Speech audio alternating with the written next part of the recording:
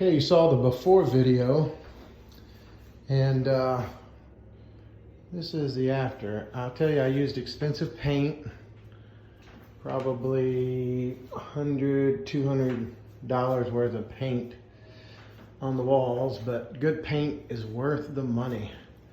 It covers well. I did not prime these walls, and they were nasty.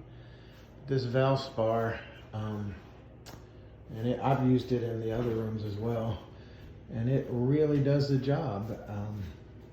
So I'm very pleased with it. It'll even fill in tiny cracks a little bit. It's like putting a coat of plastic on the walls almost. Painted all the trim in here. The windows, these windows sweat really bad, and the frames really, probably the windows need to be replaced, and the old back door was in bad shape. I painted the inside. The other side of the door still looks really rough. This little table, it's an old table, probably from, I don't know, very old. And it was all rickety, it shook, I mean, it's unstable. The top was yellow and cracking, but I was able to tighten up the screws, and I matched the paint. I repainted the top to match the counters. The most expensive thing in here, the hardware on the doors, I did reuse the old hinges because I couldn't find the hinges I wanted, and those were close enough in color to go with these knobs. Those two knobs aren't exactly a little straight, but I am an amateur. And the backing there, this backing is like real stone. I mean, I guess it's not real stone, but it feels like the real deal. You have to cut it with some like tin snips. It's got like a rubber based backing on it, black, almost like Permaseal or some of that other stuff. And when you put it on there, that's where it's gonna stay. You can't pull it off. You'll pull the paper right off the sheetrock. So you got to get it in the right place the first time. And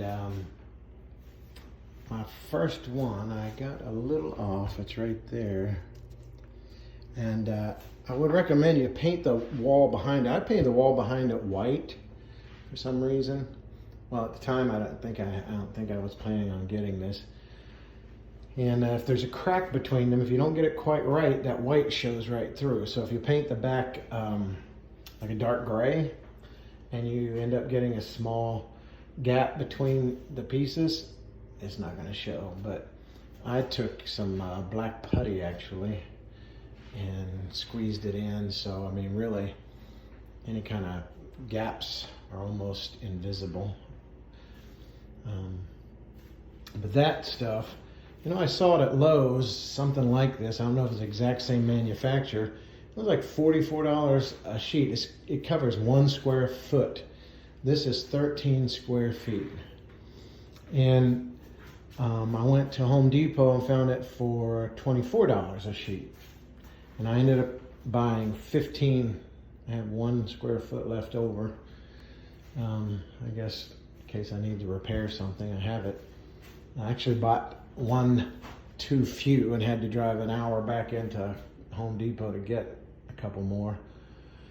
So that was the most expensive thing in here. If you figure that up, that's a lot. And but I really feel like it was worth it. It's just, I mean, that accent is what seals the deal for me. I do need to put a light over the sink. It's dark over here, and I haven't found what I'm looking for just yet, but I'll keep looking. I painted the counter. They have a countertop paint. It goes down pretty good, and it feels pretty durable. Again, it's like putting a thin layer of plastic over your counter, but I wouldn't put anything hot on it. And I'm guessing if you scraped it, it would probably scratch. So it's not particularly durable. If you treat it right, it's okay.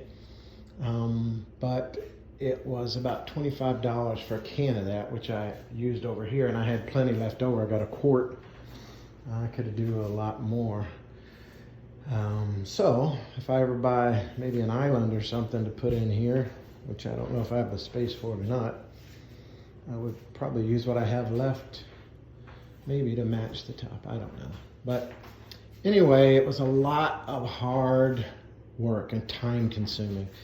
The cabinets, I took the doors off, I degreased everything, then I did a light sanding on everything, then I primed it, and then I put 2 coats of cabinet paint on it.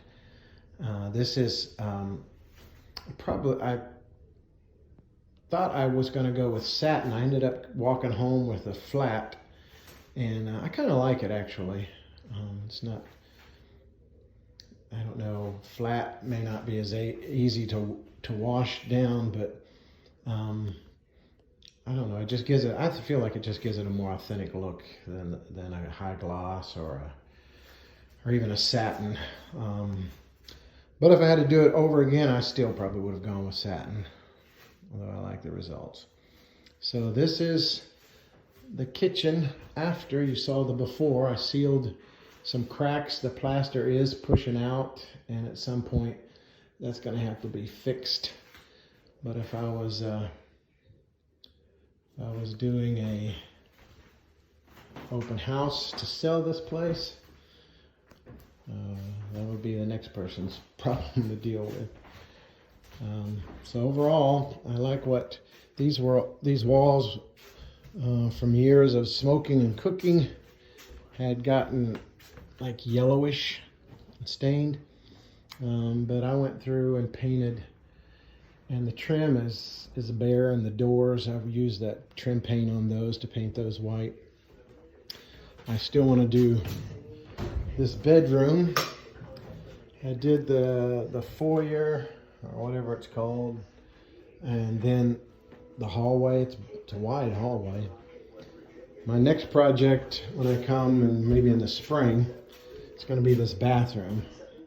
I need to totally redo it. I'm not going to change any fixtures, maybe, except for the vanity, perhaps, and the back bedroom. So this is what I've done. It took me about 6 days, morning to night, working by myself here. So never give up on a place. It might look horrible, but a little paint, a little love, and just the right accent can really transform the entire space.